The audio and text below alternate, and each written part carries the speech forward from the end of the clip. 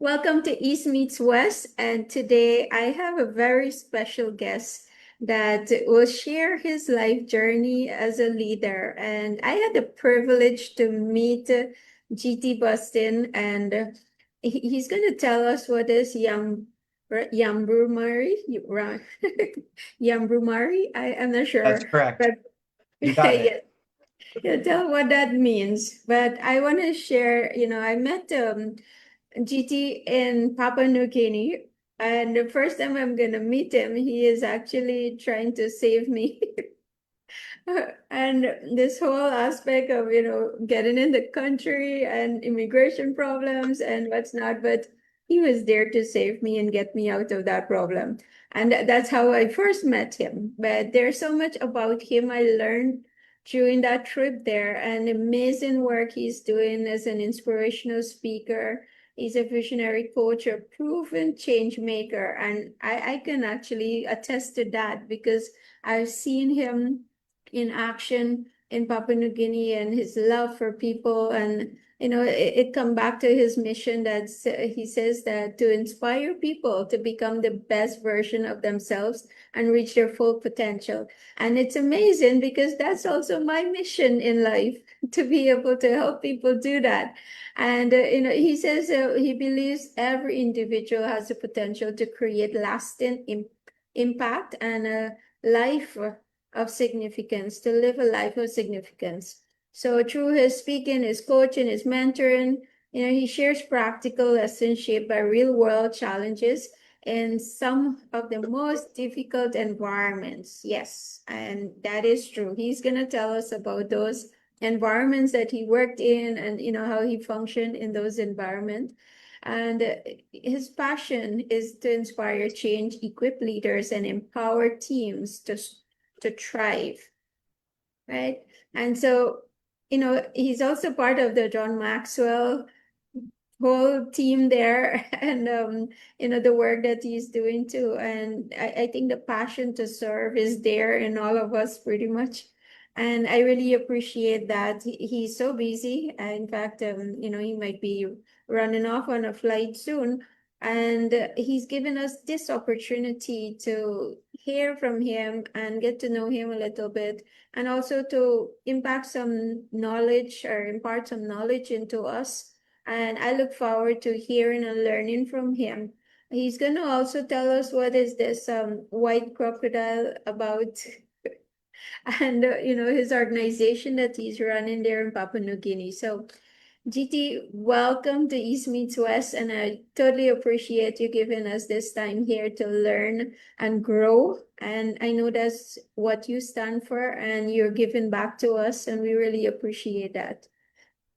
So, welcome. Thank, thank you so much. Thanks for having me on your podcast. And I remember when I first met you, and there was a corrupt immigration official who was trying to shake you down for some money. And we had actually seen him try to do it before, and so that's why we were waiting. And so when you came out and he was trying to walk you to the ATM to get some money, we were able to intercept.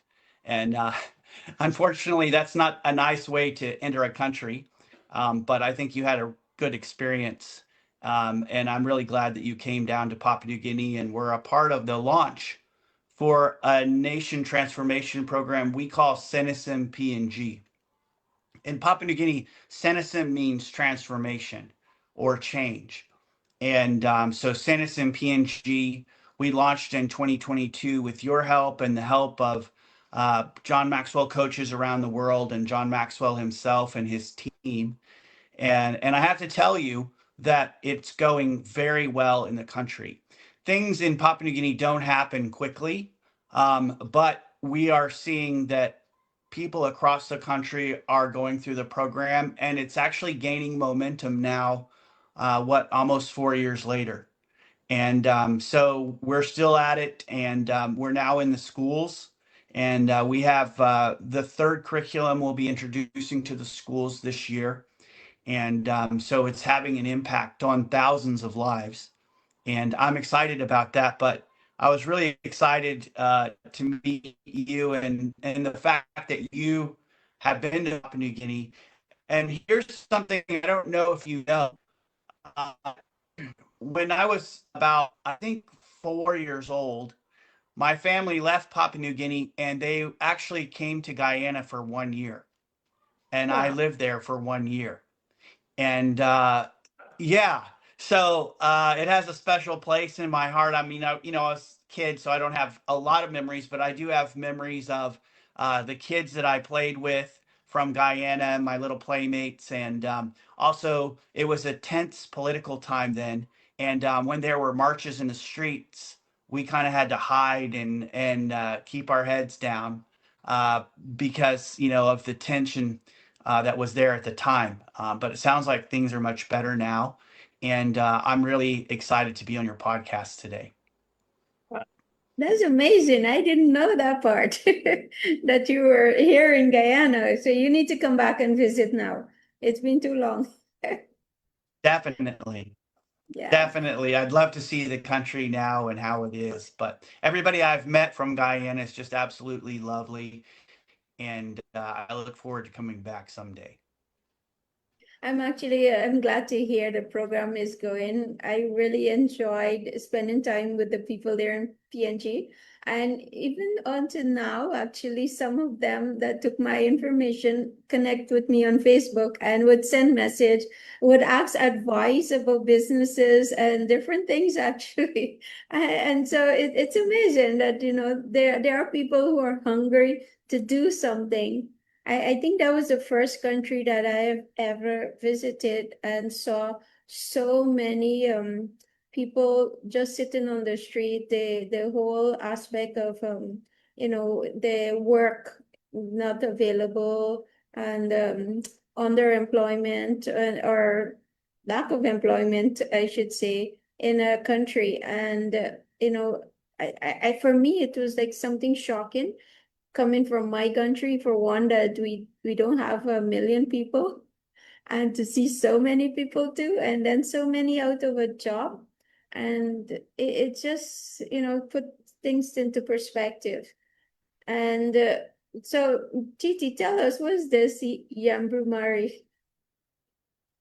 Well, I was born and raised in Papua New Guinea, and I was initiated into a clan in the 𝐉𝐸𝐴𝐵 province called the 𝐉𝐸𝐴𝐷 clan. And when I was initiated, they gave me a name, which they give everyone. And the name has something to do with nature. And in that area, there are a lot of crocodiles, and crocodiles are highly revered. And so they gave me the most powerful of all the names in that area, which is 𝐉𝐸𝐴𝐷. And 𝐉𝐸𝐴𝐷 means white crocodile. And sometimes people think it's because my skin is white that they gave me the name white crocodile. But there's actually two crocodiles. There's 𝐉𝐸𝐴𝐷 and there's 𝐉𝐸𝐴𝐷. And it's a yin and yang. So 𝐉𝐸𝐴𝐷 is a powerful, mischievous, um, very forceful crocodile who actually, you didn't know this, but I'll just give you a little history lesson of the world. My village is the first place in the world where that emerged from the Great Flood.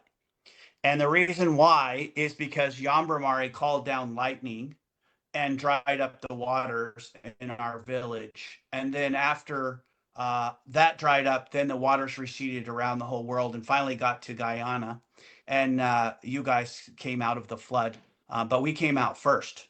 That's our folklore in our village. And that was 𝐉𝐸𝐴𝐷 that did that. And 𝐉𝐸𝐴𝐷 is the opposite. 𝐉𝐸𝐴𝐷 is a small, dark crocodile that's deceptive, lazy, and doesn't add any value to the community. And so they gave me the name 𝐉𝐸𝐴𝐷, which is a great honor. But it doesn't have to do actually with my skin color. It has to do with the fact that this particular crocodile is a lighter skin colored crocodile. But I think the message is I think the big message is adding value, right? And that's what you're doing with your podcast, and that's what I'm doing with my life's work. And I think people are attracted to your podcast because they want to know how to add value in their own lives, in their own circles, and in their own way. And really, there's some people that this message doesn't resonate with because they're not as interested in those things, and that's their life, and they get to make that choice. But I like to spend my time with people who want to add value and make a difference in this world, because I see the big picture, and adding value is one of the ways to make your life count, and to be significant and to have an impact in the world requires you to look up, lift your head up above your own surroundings and look at other people and how you can make a difference for them. And the trick of the whole thing, which is the lesson I think we know, is that when you add value to other people, it adds value to you. And I have a very, very rich life that I wouldn't trade for anything, because I've had a life of adding value to other people, and it has provided me with a very rich life. It's not been an easy life. It's not an easy life at all. It's a struggle. Every day is a struggle. But I love the struggle because I'm struggling for other people and saving thousands of lives with my team and the work we do. And it's very, very rewarding. Amazing.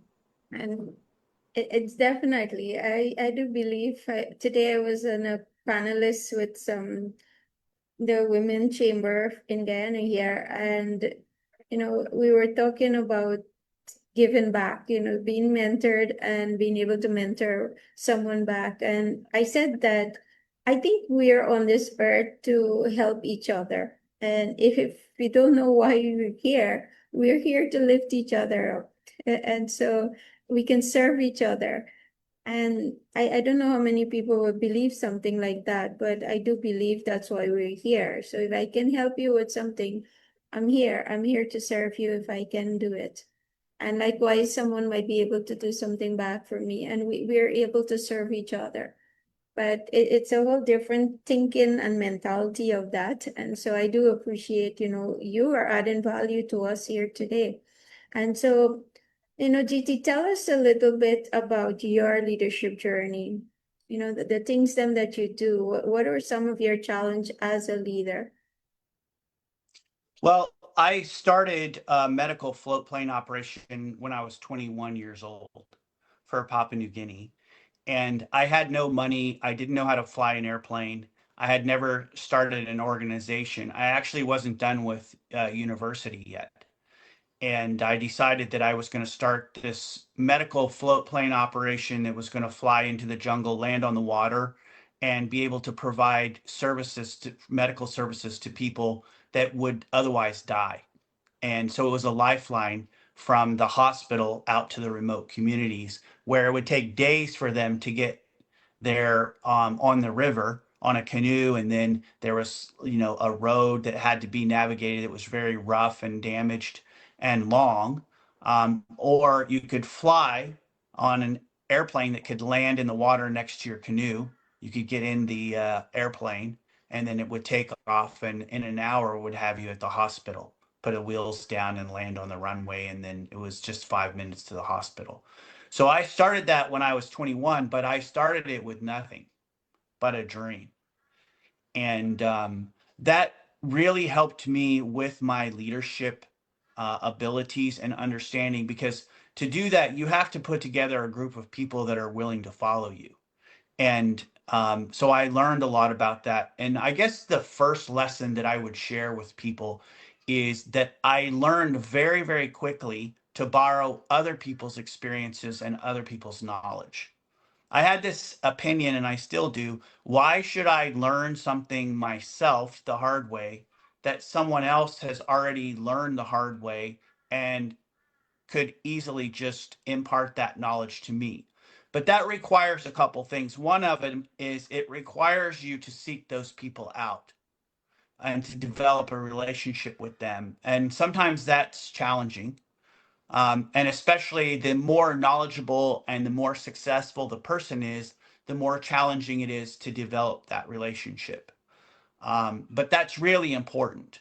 And it has to be based off of a relationship. And the way I approach every relationship is, how can I add value to you? How can I bring something to the table? Oftentimes people show up and say, what can I get to the table? What can you give me? What can you do for me? And that's so common, everyone expects it. But when you show up with something in your hand to offer someone else that they didn't expect it, you, as John Maxwell says, you separate yourself from the people pile. Very quickly, people realize this person is bringing something different to the table.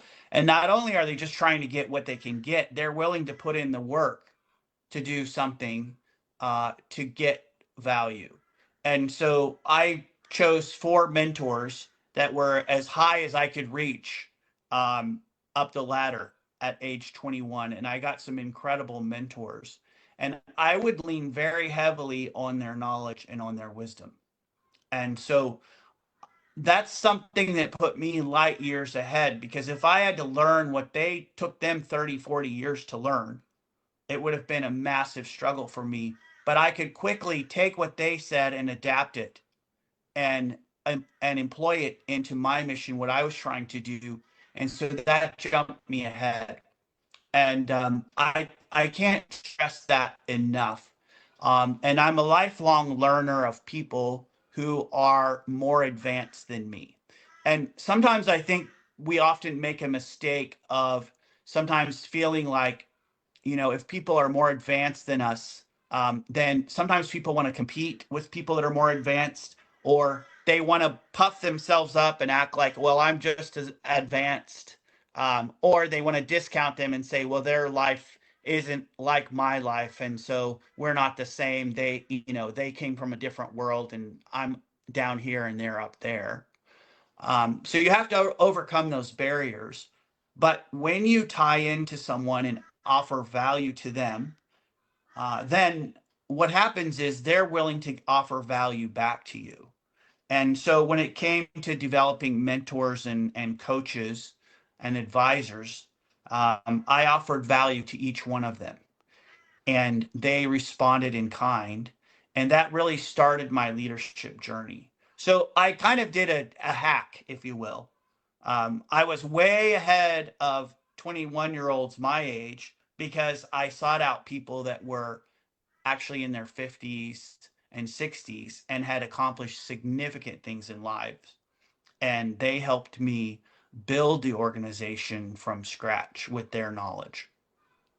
So that was probably the first lesson I would like to share today, is make sure that you offer value to someone who's further down the road than you are, and develop a relationship with them, and then learn from them. And most people are happy to invest in other people that are in those positions, but they want to make sure that they're investing in someone who will take their investment seriously and put it to good use. And that requires action and work on the part of the person who is looking for advice. Yes. Actually, today we spent a lot of time talking about mentors, and you're here reinforcing that, what the mentors did in your life. And, for those who are listening, this is important, that you do have or get somebody that can mentor you. And I love how GT put it, is that, somebody who's been there before, who have gone through this before, who can actually, you can learn from them, their mistakes or also their success and what they've done, and how can you may not be able to apply everything that they did exactly, but you can learn some of the things and adapt some of it into your life and how you can scale yourself. But I do, we're talking about John Maxwell. I always remember he says that one is too small a number to achieve greatness. And sometimes we think that we can do stuff alone. I don't need no mentor. I don't need somebody to tell me what to do. I know what I need to do. And sometimes that kind of attitude doesn't get us very far. And it's something I had to learn personally, that you do need people. Your vision and your goal is so big, Shanti, you can't do it alone. You will need people on your side. And it's something that I just start working on, start connecting. And I love that you said developing relationships, to be the people them to follow you. They got to know you, like you, trust you, to be able to actually, do the things that your vision, where you want to go, and getting them aligned to that. So thank you so much for sharing that, JT. Tell us a little bit more about some of your lessons. I think the second lesson after that lesson would be how to get people to follow you. And you have to remember that, again, you're adding value to other people. And the reason why they're following you is not because you're such an amazing person. It's because you are adding value to their lives and because they resonate with what you're doing, which is adding value to other people's lives. So, so the second lesson is getting people to follow you. And what you have to do is you have to add value to people. And sometimes that value is sharing the story with them and allowing them to be a part of the story.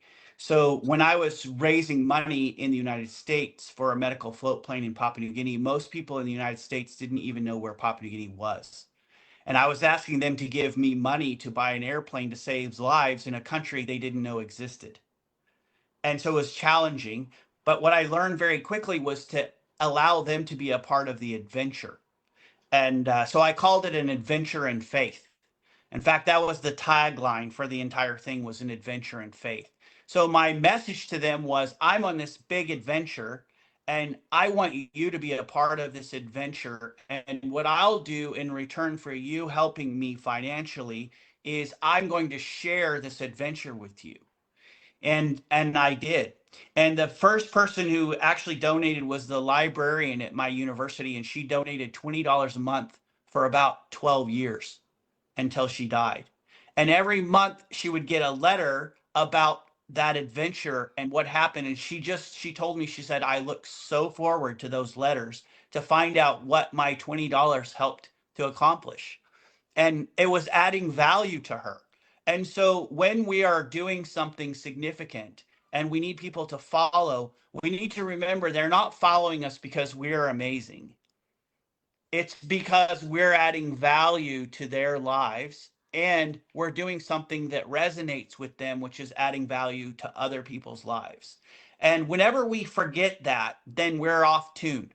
And it's not long until people lose interest. As soon as people get to a certain stage in life and they think, oh, it's about me, I'm amazing, I'm so incredible, I've done so much, and of course they want to follow me, then those people are basically useless because they doesn't resonate. No one cares that much. What people want to do is they want to find significance in their life. And if you add an opportunity for them to, well, think about it. Why did you go to Papua New Guinea? You went because it resonated with you to make a difference in people's lives. I mean, it was expensive, it was challenging, it's a long way across the whole world, but you did it because you wanted to have the experience and you wanted to add value in people's lives. And so when you're leading other people, remember it's about them. It's not about you. So that's my second lesson for today. Number one is to find people ahead of you that you can follow. And number two is when you're trying to get people to follow you, you need to remember that it's because you're adding value to their lives that they are following you. Wow. That is very impactful. I do hope that everyone is listening. I think this is where humility and the heart to serve steps in here now that, you're doing it for others. It's not for any selfish gain, or you're doing it because you want to be praised, or, for some title or whatever it is, but just simple that I want to serve you. I want to add value to your life. And I think honestly, JT, that's something so rare right now in our world, that, to find people that just want, let me just, we say, bless you. Let me just add value to you. But Yeah. you're doing that so amazingly there in PNG. It's it's something inspiring, and I'm sure many people who interact with you is so inspired too with the work that you're doing there. Thank you. Well, that brings me to my third point, which the third point is that you have to be consistent. So I've been doing this now since I was 21. I'm 53 now. And it's been years and years of being consistent. And now I influence the nation with my organization, the PNG Tribal Foundation. And it has been consistency. And I think that's such an important thing. When people start on a dream or start on a big idea, sometimes they get so far and they just go, well, that didn't work out.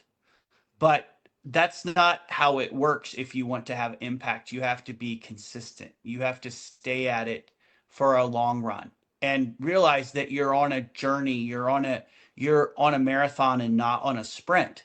And so when there's hiccups that come across your path, which there will be. And by the way, the bigger you get, the bigger the challenges get. I remember when I was starting the medical float plane operation, I thought this is the biggest thing I'll ever do in my life. I mean, this is so huge. I don't know if I can accomplish this massive thing. And now I look back at it and it's kind of funny that I thought that. It's kind of like, when you're in grade school and you think, "Oh, this math test is just going to kill me." You know.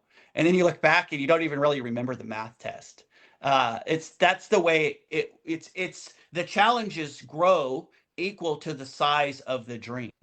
And so when you have bigger dreams, you're going to have bigger challenges.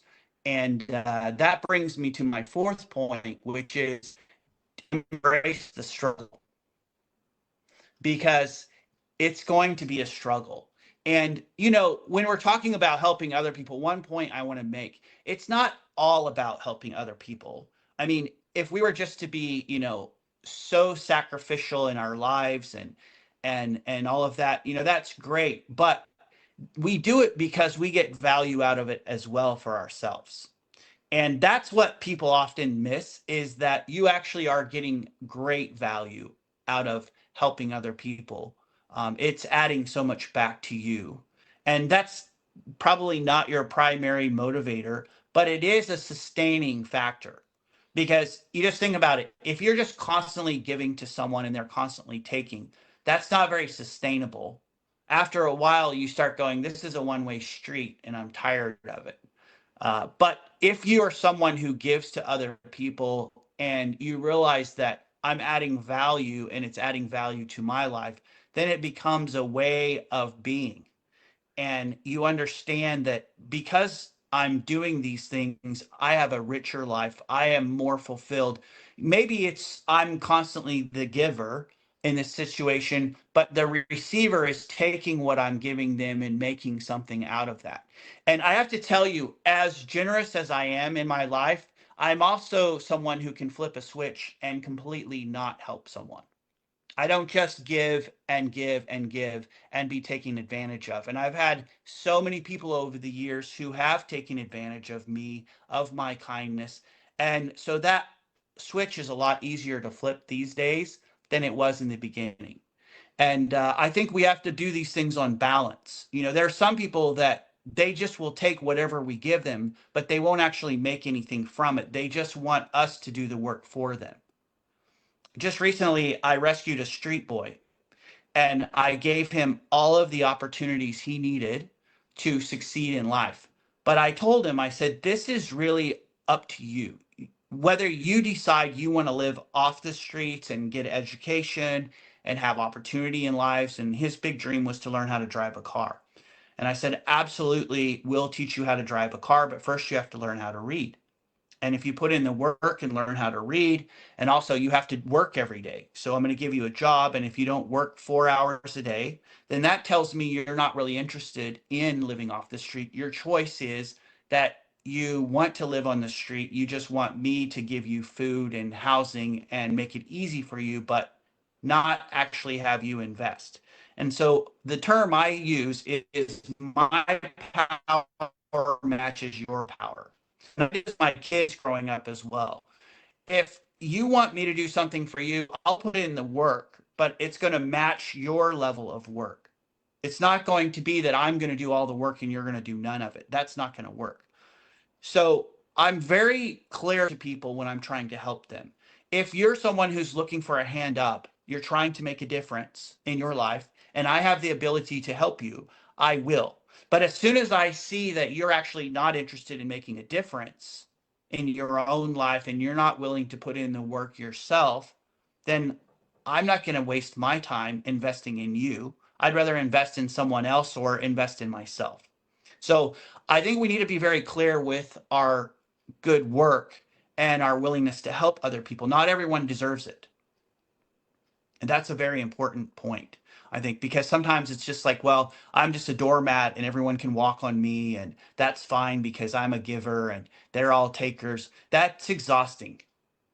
And I don't think it's actually helpful to them because we're just enabling them. So we have to find those people who are willing to put in the work themselves, who are willing to take the investment to make something of it. My mentors that I spoke of from the beginning, they got great satisfaction in helping me because look, I've saved over 10,000 lives with my life's work and affected well over 1 million people directly. So can you imagine being the person that's like, I helped this guy get started? That's great value to them. But that's because I put in the work. If I was to show up and say, hey, I need money, I need to do this, can you do it for me? And then they help me and then nothing happens, they would have lost interest quickly. Why? Because there's no value in it for them. So it's a Yes, two-sided coin. I totally agree. I honestly agree. And sometimes as you were speaking there, I was thinking, how does this also plays out in a job? We have so many people who come into a job and they want this big salary and they want this, but they don't want to play their part. You should give, give, give, and then they don't deliver on their end too. And so I totally agree with what you said there. And even for me too, that, a few years back had to learn that. I had a coach too who constantly had to remind me, Shanti, you go where you want it. You go where you want it. You're gonna give, give, give. And exactly what you said there, you end up get burnout. And I think I had reached that point there that, you know what, I am only given. Nobody, it just seems like I'm giving my all. But indeed, the part of, those who's gonna multiply it, take what you're an example of that, people who poured into you and you multiplied it and show that, you appreciated it and you're gonna do something with it. And it is far easier to work with people who are like that than the takers all the time. And I know many people are going through what you're talking about here, that, you're being nice, you're being kind, you're going all out to help others, whether it's at work or maybe your family, maybe your community. But in the end, people just see it as that, oh, you're supposed to continuously be given. And in return, you are not doing anything with it. And so it kind of Yeah. make it feel like your effort went to waste or something. But I love that you share on that, dear. It's real. I mean, this is what we are going through. Many people are going through the same thing. And, how do we understand that this is not something, because when people hear you speak sometimes like this, like, you're not caring as you said you are. Because I Yeah. asked you and you said no, that doesn't mean that, someone don't care. But if indeed, as GT is saying, is that you poured in and then you did nothing with it, you wasted it off, then why should I continue to Yeah. pour in? Yeah. But I think the big lesson here, sorry, go ahead. We have a delay. no, go ahead. I know the internet is a little lagging. I think one of the big lessons in this area is the difference between agreement and alignment. And this is a lesson that I'm still learning and has been a struggle because I've often thought that when people agreed with me, they were aligned with me. And that's a very difficult lesson to learn. And I use this example. Let's say that we both agree to go to the bank. So I say, let's go to the bank. And you say, yeah, let's go to the bank. So we go to the bank. But when we get to the bank, I'm there to rob it and you're there to make a deposit. So we agree that we're going to the bank, but we're not aligned on why we're going to the bank. And I have had to learn this lesson over and over again, and it's something I'm still learning. Where I think people that agree with me often are aligned with me, and then I realize later down the path, actually, they weren't in it for the same reason I'm in it at all. And so alignment is such a critical thing when it looks to where we're giving our value to people, where we're, what we're trading our life for. Because what we do every day is what we're trading our life for. So if I'm investing in this person every day, or oftentimes I'm trading part of my life for that investment in that person. And am I doing that because we're in agreement, or am I doing it because we're in alignment? And That's that has to do with what the values of the other person are versus your values. If you have the same values, there's a good chance that you're in alignment. If you have different values, then there's a good chance you're only in agreement. And the agreement will come to an end somewhere along the track. Like when we get to the bank and you go, wait a minute, I didn't come here to rob, I came here to make a deposit. Now we've got a problem. And that's what happens oftentimes in our lives, whether it's work.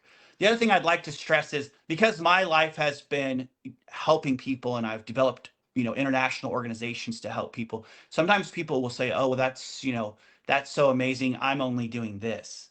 But the truth is that it's not a comparison in any way. Uh, how if you let's just say you have a job and you're working your job and that's where you're investing your life. The people around you are the people that you are there to impact and to serve and to make a difference in their lives. And so it applies however you do it in your life, whether you're working a job for business, you have a company, you're working for someone else, or you're running a charity, or whatever it is, it's still the same thing in adding value to other people's lives or only adding value to your own life. okay. I know a lot of people in charitable work that are really into it because they're adding value to themselves. I mean, we all know stories of people that have said, "Oh, help me help these people." In reality, they're putting the money in their own pocket. Yep. So it doesn't really have anything to do with that. It has to do with if you're a person who adds value to other people wherever you are or not. Yes. This is some priceless, nuggets, I would say, that you're given here. And I love that, agreement or alignment. It has me thinking a whole lot of things here right now, but it makes sense. And maybe for all of us here to look back, the relationships that we are having, whether it's a job or, any personal relationship, are you in agreement or you're in an alignment? And, Yeah. I thank you for that. That is something really important. I know we're coming to the close of our session. I want to ask you one more thing. So I didn't say that you're an author too, but tell us a little bit about your book, Lead Without Limits. Yeah, I wrote a very simple book. It's on Amazon, and it's 7 different points to help you when you're leading without limits. And I'm someone who doesn't believe in limits. I'm not a good rule follower. I like to figure out how to make my own way, how to accomplish things. And when someone puts a limit on something, I have this saying I always say, which is don't limit the upside. some people will say, well, I can only do this. And then I automatically start thinking, don't limit the upside. That's just the way I'm wired, because whatever we put a ceiling on, that's our ceiling. But if we don't put a ceiling on it, we don't have one. And so the book is about helping people with 7 practical lessons to help them develop their own leadership and their own journey, and to accomplish their dreams. So it's an easy read. It's less than 100 pages, but it's something that I think people will find that will stick with them. It's a lot of stories and things that people can apply to their lives. I don't like talking for the sake of talking or writing for the sake of writing. I like to deliver nuggets to people, and hopefully add value to them. And so that's what I attempted to do with the book. Awesome. So as you heard, you can check it out on Amazon, Lead Without Limits, GT Bustin. So check it out, and also, maybe leave some review for GT on what are the, things that are resonating, or things that you've started acted on based on reading his book, or even listening to him today on this podcast, that there's so many things he have landed here for us, and things that we could reflect on in our personal lives, that we can look back and see, okay, where maybe we need some change also. Maybe rethinking certain things, and doing some things differently from here on. But GT, thank you so much for giving us your time today. I really appreciate. I know we're 12 hours difference right now, or is it 10 hours? I can't remember, but we are yeah, I think it's 12 hours difference that we have. Yeah, but Yeah, I think it's 12. Yeah. so it's It's a morning. pleasure to be with you. Yes, and Yeah. yes, thank you so much for your time. Is there any last thing you would like to say to us before we close the program? If people want to follow the journey, it's Papua New Guinea Tribal Foundation or pngtribe.org, and we're just in the process of updating our website, and people can follow along and join this new adventure that I've been on my whole life. But I think the important thing I want to leave with people is this: you're more powerful than you realize, and your life can have more significance than you realize. And what you have to do is find people that will believe in you, limit the negative thoughts, and be consistent on your dreams. Awesome.